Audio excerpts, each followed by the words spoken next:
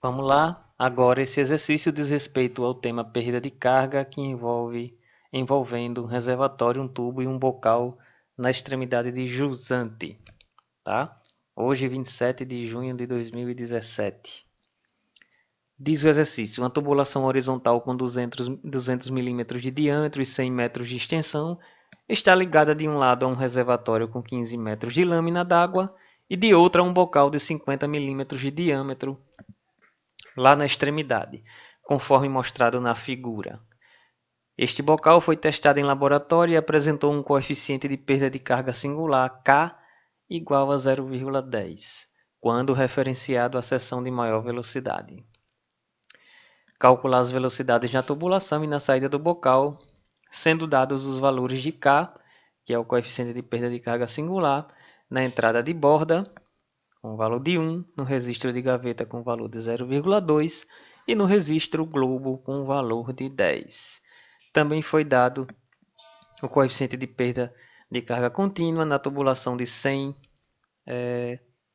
metros. Então esse F aqui é o coeficiente é o fator de atrito, então a gente vai utilizar a equação universal para a perda de carga contínua, certo?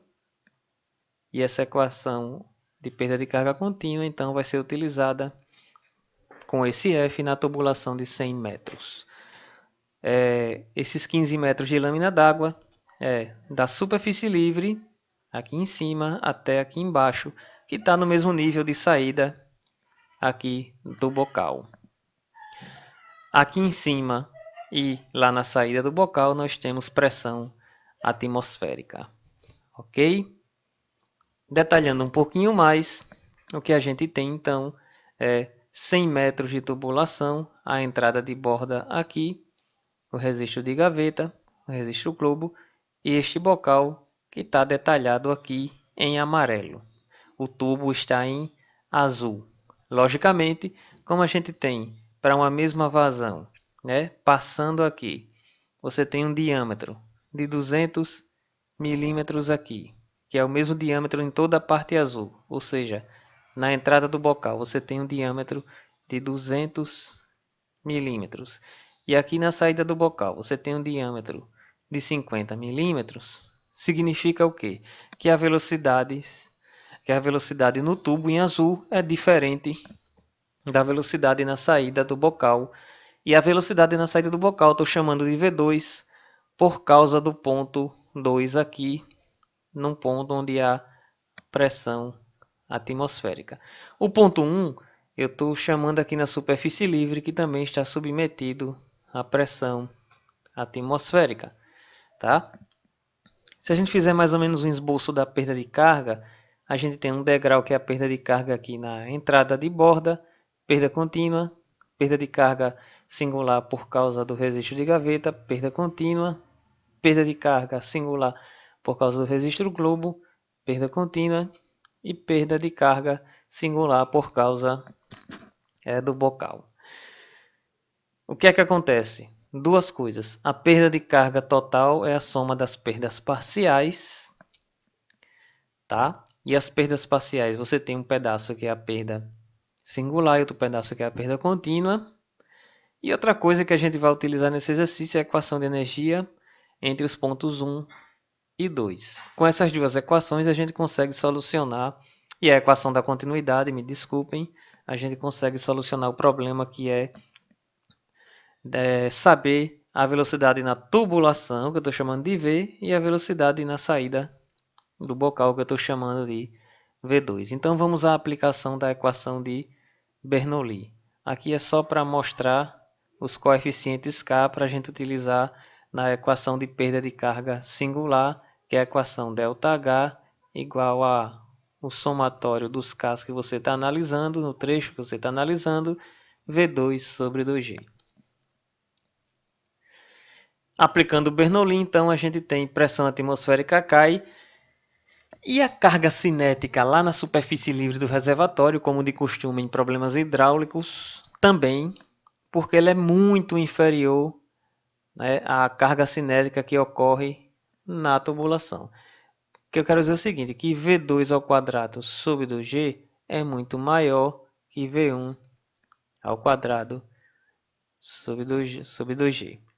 Desculpem, V ao quadrado sobre 2G. A velocidade nessa tubulação aqui é muito maior do que a velocidade aqui na superfície livre, de modo que eu acabo zerando a carga cinética na superfície livre, ou seja, isso é um costume em problemas desse tipo, que envolve reservatórios, e eu pego um ponto lá em cima como um dos pontos para aplicação da equação de energia. Então, fazendo as continhas, a gente tem que a perda de carga total é Z1 menos Z2 menos V2 ao quadrado sobre 2G, né? E Z1 menos Z2 é 15, tá? Porque 15 é a diferença entre essa superfície livre aqui e a saída. E essa saída está no mesmo nível do bocal, da saída do bocal. Chamo isso de equação 1. Tá? Então a gente tem V2 e V, relembrando. E a gente tem também que a perda de carga total é a soma da perda contínua com a perda singular de 1 até 2. Guardo essas duas equações, a equação 1 e a equação 2, por enquanto, pois vamos detalhar a equação 2. A equação 2, então, a perda de carga contínua é 0,02, que é o F, vezes a extensão 100, dividido pelo diâmetro de 200 milímetros, V2 sobre 2G. Né? O tubo é esse azul, certo? Aqui você não tem ainda a velocidade, é isso que você quer, é uma das coisas que a gente quer. Esse tubo tem um diâmetro de 0,2 e o fator de atrito de 0,02. Fazendo essas contas, você tem que a perda de carga contínua é 0,5097 V2. Chamei de equação 3. Aplicando agora a perda de carga singular, você tem que a perda de carga singular é K, o somatório de K, V2 sobre 2G, só que você tem então a velocidade V no tubo, então você tem que pegar todos os Ks referentes ao tubo até chegar no bocal. Quando você chega no bocal, o enunciado diz que você tem que usar a velocidade V2, que é a velocidade da seção, é a velocidade maior. Essa seção 2, que é a seção de saída, é a seção que corresponde à maior velocidade. Entre V2 e V, V2 é maior que V. Então é essa velocidade que você vai pegar. Então por isso que eu separo o K do bocal. Fica isolado aí, né? E os outros Ks vão compor a outra parte da equação. De modo que você tem 1 mais 0,2 mais 10. 1 na entrada de borda.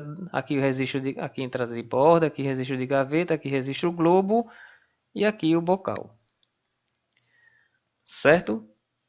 Então eu tenho as duas equações preparadas, a equação da perda de carga contínua, que é a equação 3, e essa equação ΔH 1, 2, que é a equação de perda de carga singular. E vou jogar as duas na equação 2, que está esperando ali. Tá? Na verdade, eu até ainda detalhei um pouquinho essa equação de perda de carga singular. Né?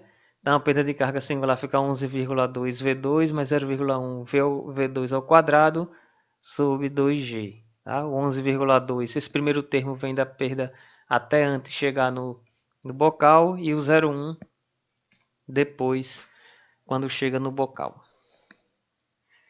Da equação da continuidade, a gente tem que V2 é 16V. Tá? Ora, se o diâmetro, eu vou voltar aqui, tá? Se o diâmetro no tubo é 4 vezes, não é isso? 4 vezes, aqui é 200, aqui é 50 milímetros.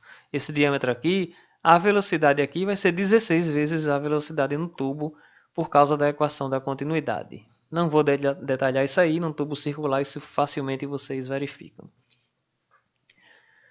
Substituindo então, no lugar de V2, 16V, a gente tem aí a equação 4, que é a perda de carga singular, é 1,876 V2. Certo? Agora sim, né? Eu vou substituir naquelas equações que ficaram lá esperando, né? A equação da perda total é a perda contínua, olha ela, pela equação universal, e a perda singular. Perda contínua a gente viu lá que só usava o V, né? Porque no tubo, a velocidade V, e essa aqui não era só o V, mas a gente conseguiu uma relação entre V2 e V, de modo que só ficasse o V aqui. Com essa equação em mãos e sabendo que a perda de carga total de 1 até 2 é 15 menos V2 ao quadrado sobre 2G, né? Que a gente viu lá na equação 1. Aqui eu melhorei aqui a apresentação, né? Então a gente substitui lá na equação 1, que ficou esperando, que veio da aplicação da equação de Bernoulli. Então a gente tem que a perda de carga total é 15. A perda de carga total é essa, tá? Delta HT de 1 até 2 é igual a 15 menos 1 sobre 2G V2, que é a velocidade na saída do bocal ao quadrado, mais V2 a gente sabe que é 16V. Então, substituindo os valores, a gente encontra, aí vai fazendo as continhas, nada difícil, V1 0,986 e V2 15,77. Velocidades altíssimas, né? Então, foi uma combinação da aplicação da equação de Bernoulli com as equações de perda de carga contínua e singular. Perda de carga contínua com a equação universal e a perda de carga singular com aquela equação tradicional somatórios de K, V2 sobre 2G. Ok? Até a próxima!